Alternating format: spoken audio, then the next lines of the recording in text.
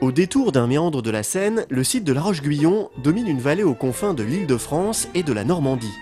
Adossé aux falaises de craie, cet ensemble architectural unique en France permet de découvrir 10 siècles d'histoire et d'illustres hôtes comme François Ier, Henri IV, La Rochefoucauld et le maréchal Rommel qui y logea pendant la Seconde Guerre mondiale.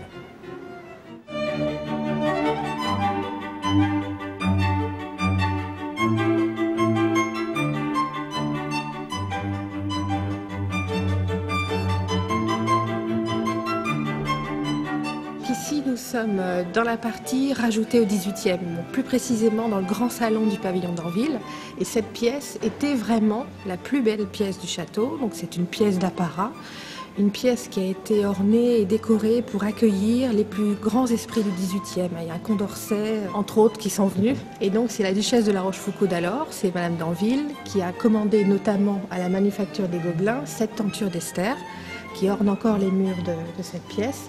Donc c'est tout simplement l'histoire de cette jeune reine de Perse qui est tirée de l'Ancien Testament, qui est illustrée en 4 scènes, réalisées en 1765.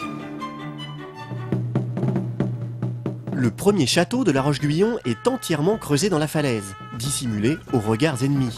Au XIIe siècle, un donjon de pierre est édifié au sommet de la falaise. Défendu par une double enceinte, il est relié au château par un passage secret creusé dans le roc. Sa position dominante lui donne une valeur stratégique inestimable. Au début du XIVe siècle, la falaise est retaillée et un corps de logis protégé par une enceinte est construit.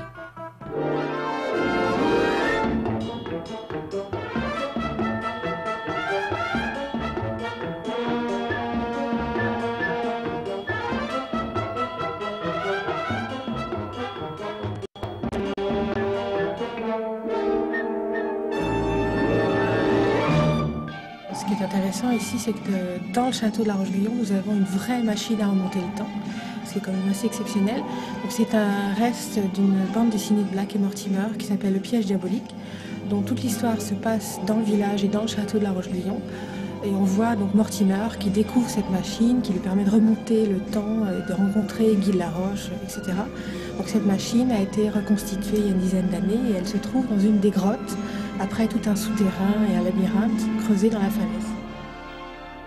Le château offre aux visiteurs une étonnante synthèse architecturale. Le château de La Roche-Guyon propose chaque année une programmation riche et variée autour du Moyen-Âge et de l'esprit des Lumières.